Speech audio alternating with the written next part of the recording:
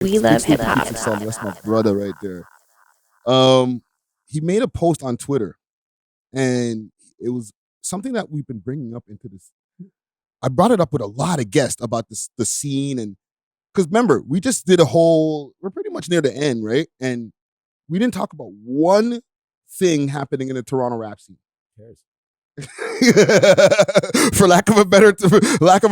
Sorry, guys, I love the Toronto. Who cares? Right now, it just seems like nobody really cares, right? So he says this to all artists: if your music isn't hitting with specific demographics, you should tap into new markets, find artists outside your region, and collaborate. You'll 100% gain new fans if you're dope. Toronto fans care about the artist story more than the music. It just needs the reality of our scene. It's just the reality of our scene. And you don't need to spend all your money on promo on Toronto pages with the same following. Seek out different platforms from all over the world. You'll never know where your music will hit. It's rarely home first.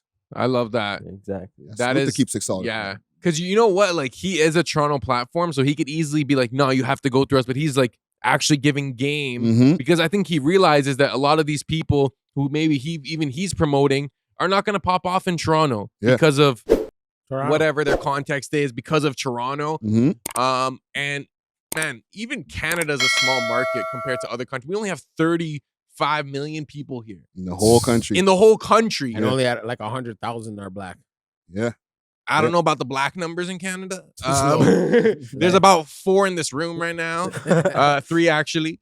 Yeah, so I agree with what he's saying, and I definitely think that you're more likely to pop off somewhere else than you are at home. Actually, you might probably get popped at home more likely. Like, you might die where you're from more likely. We've seen it with Nipsey Hussle, and a lot of these people are getting killed where they're from, even though that's where they were established at first. You know what I'm saying? Yeah, I agree with what he's saying. And I think also, like, you do need to get some home love, but not to the point where, like, oh, I'm blew up from Toronto.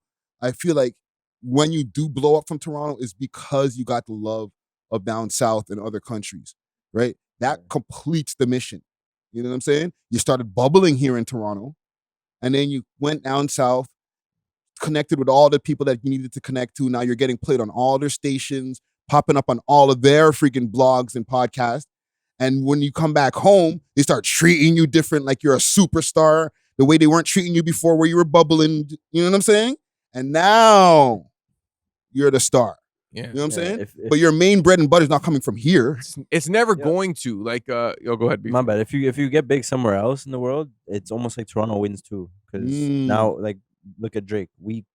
Drake's from Toronto. So now we can claim Drake and be like, Toronto is known for, producing said quality of artists. You know? Look who we put out. We put out the biggest artists in the world. Yeah. You know who's a good example? And I don't know if you knew this, but Shawn Mendes is from Pickering. I have a friend that went to high school with him. He's not a Toronto or GTA artist. He's an international artist who's from Pickering. He never I don't think he ever really tried to be a Toronto artist. I feel like the moment you're in that Toronto artist bubble, like, what's the most that can happen, bro? You get free teeth whitening, you know what I'm saying? You might get a free lung detox. I don't know what's gonna happen, but what's the most that can happen if you're a Toronto artist? But if you're an international artist from Toronto, okay, now you're putting on for the city. Now, you're actually making money in other places. You're traveling, but I feel like the ceiling as a Toronto artist is not worth it. You know what I'm saying? Yeah. What do you think, Dusty? I just don't give a shit no more. Not in a negative way. I'm just more like, everybody's stupid. I think everybody's gassed by just what they see instead of accomplishing their own way of getting themselves to be famous. I didn't have to give a shit about Drake because of the fact that Drake was coming up the same time when I was coming up. So my objective, that wasn't my goal. My goal was to be in front of Lil Wayne or you know what I mean, Birdman or somebody of the sort, because they're making the elite to me. And they're not from where I'm from. They're from somewhere else. So I'm trying to get over there with them so that I could be a worldwide artist, not per se a Toronto artist.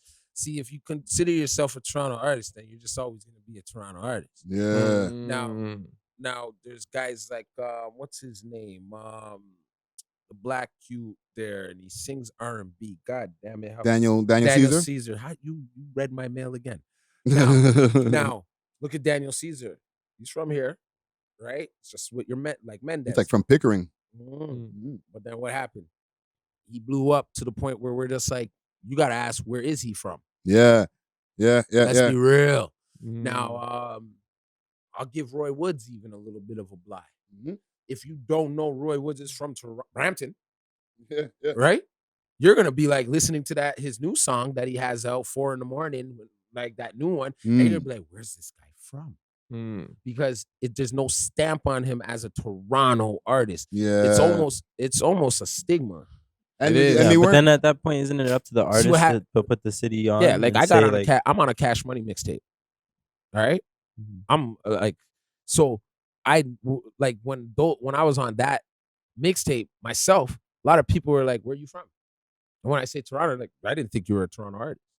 That is the part that always stuck out to me. By oh shit, it's not actually a good thing to be considered a Toronto artist.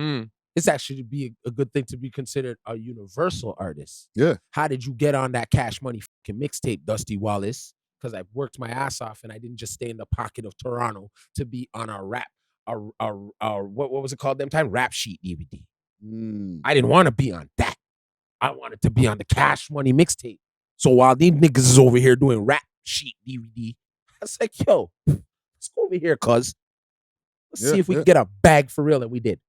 And then instead of me being on the regular Toronto scene, I say, let me take my music and go put it in some movies over here that all you Toronto niggas is watching. So then you hear my big mouth on one of them motherfuckers. So that's the outlandish part, what I have to think of when I see artists coming from here. What outlandish shit are you doing for me to notice you? So a lot of things like the backstory and this and that is all hosquash to me. I don't give a shit about that. That's why a lot of times our scene pops for 8 months. And then it just fizzles out like a little like soda pop. Cause nobody doing nothing different. So once we start, once you start having characters like it was a super like a DC comic really going on in here in this city, that's when everything opens up like a big wide. It's and like, all of us can fuck it. Yeah. I'm just getting y'all some game. You know what I mean? That's just those are my choice of words. You know what I'm saying? And that's it. That's all I really got to say. Yeah, listen, man. Our blogs makes me mad. Are cool over here, and that's a cool thing to have a bunch of different blogs out here, posting about the rap scene. But it's not the whole scene. If you're one of those rappers that are all really popular on the blogs, it doesn't necessarily equate to you getting $1 million or even 1 million views on your YouTube. Because when I go turn around and look at half of these guys who, they're talking about said this about so and so in their stories and stuff like that. You go check out their YouTube views, it's like 10,000, 5,000. You know what I'm saying? Bro, yeah, you're not rubbing two nickels together. Yeah, you're not even rubbing two nickels. You're not making money off of those kind of streams, bro. It's almost become like a circus. Like it's almost like WWE. We have these exaggerated characters who we like to tune in, and let's be honest, it's entertaining. You know what I'm saying? You go on like a Twitter space, and then you see Haji Basta and YG. Like, not really, because they all have the same face mask on, the same flipping jacket on, the same pants on, the same flipping everything. It's true, but it's whack. It's entertaining to a lot of people.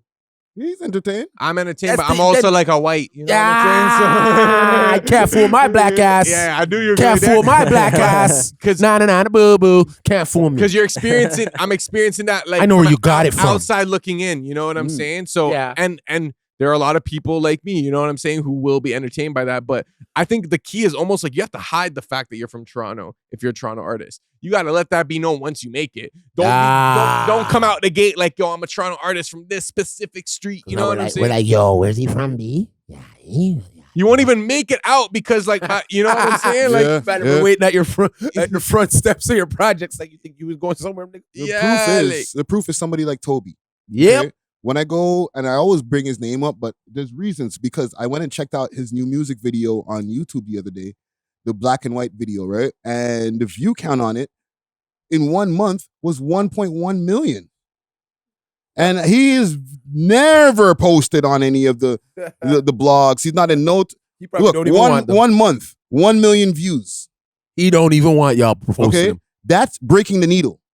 Wait, how many subscribers does he have?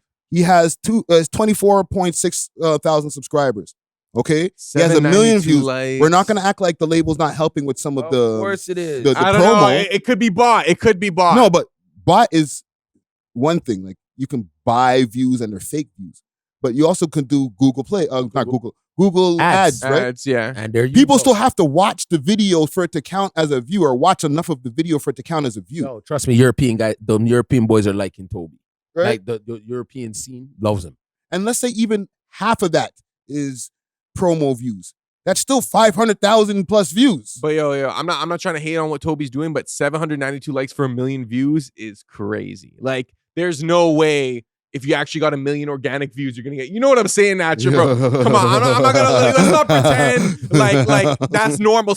Less than 1,000. Like you have 1 million views. I didn't see that right there. No, Bro, that is a red flag, bro. I'm sorry, Toby. You know, shout out to you. Keep doing Put your a flag thing, on the fam. play. But I'm gonna call a spade. Yo, move the goalpost, Friday. Move the goalpost a little bit for our nigga Toby. Come on now. I guarantee your Bizloke video has more likes than that. Oh, bro. for sure. But that's because that's the street. Let's go over there. Oh, okay. I'm not gonna check. I'm not gonna Don't check. Don't check because I might be wrong. That's our guy Toby, bro. Okay, bad point. No, I know what you mean though. Like, yo, he probably has most of his listeners not from here. No, but I see him post on Instagram in front of a bunch of people, fam, all the time. He's always performing in front of sold out shows. Like, I'm not talking about venues that have 50,000 people. Nah, but like a venue that has like 800 people sold out. Yeah. 1,000 people sold out. Like, that's how you the man has fans, bro, real fans, without having to be posted on the blogs on a regular basis. So,